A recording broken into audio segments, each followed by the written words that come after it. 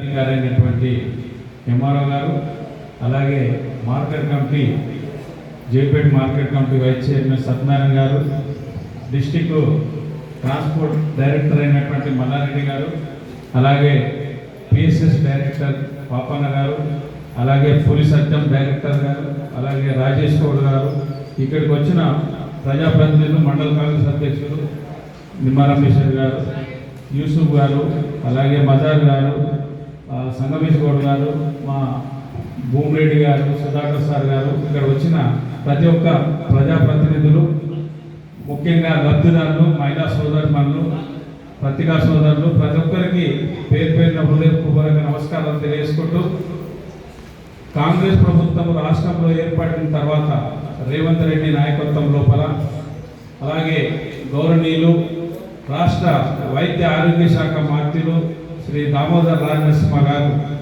మరి వారి నాయకత్వంలో మరి ప్రజాప్రభుత్వంలో గతంలో ఇంతకుముందు మిత్రులు చెప్పినట్టు ఏదైనా పథకం రావాలంటే మరి వాళ్ళ కార్యకర్తల ద్వారా సిఫారసు లేఖలు ఉంటేనే మరి ఎవరికైనా లబ్ధిదారులకు మరి ఏమైనా పథకాలు వస్తుండే. ఇప్పుడు ఈ కాంగ్రెస్ ప్రభుత్వం వచ్చిన తర్వాత ప్రతి దాంట్లో కూడా ఎవరి సిఫారసు లేకుండా ఇప్పుడు అన్ని పథకాలు, గృహలక్ష్మి కానీ, ఈ షాదీ ముబారక్ కానీ, అలాగే వైద్యం లోపల సీఎం రిలీఫ్ ఫండ్ కానీ, ఇవన్నీ గృహజ్యోతి కానీ, రేషన్ కార్డులు కానీ, ఇందిరమ్మ ఇల్లు కానీ, ఇవన్నీ పథకాల లోపల కార్యకర్తలకు సంబంధం లేకుండా అధికారులే పోయి లబ్ధిదారులు ఎవరైతే అర్హులు ఉన్నారో వారికే మరి మా దామోదర రాజనరసింహ గారు ఒకటే చెప్తారు, మనకు పార్టీలతో సంబంధం లేదు, ఎలక్షన్ వరకే పార్టీలు, ఎలక్షన్ అయిన తర్వాత అందరూ కూడా మన వాళ్ళే, ప్రతి వారికి ప్రతి లబ్ధిదారులకి ప్రతి వారికి మరి లబ్ధి చేకూర్చాలని చెప్పి ఆదేశాల మేరకు ఇవన్నీ పథకాలు నడుస్తున్నాయి. ఇంతకుముందు చెప్పినట్టు నేను మళ్ళీ ఒకసారి చెప్తున్నా, ఇదంతా మరి పేదల ప్రభుత్వం కాబట్టి దాన్ని ఉపయోగించుకోవాల్సిన అవసరం ఉంది. మనం అందరం కూడా ఆందోళన లోపల గౌరవనీయులు దామోదర రాజనరసింహ గారికి రుణపడి ఉండాలి.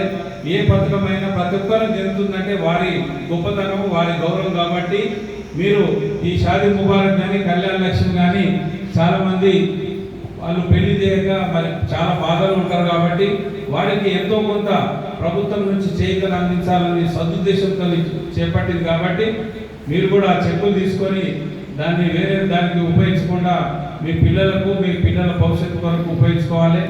రాబోదారంలో కూడా మరి ఏ పథకాలు ఉన్నా దాన్ని అందరూ కూడా మీ అందరికీ చెందే విధంగా మా వంతు మండల కాంగ్రెస్ పార్టీ తరఫున కూడా మేమందరం కృషి చేస్తాం, ఏ పథకాలు ఉన్నా కానీ.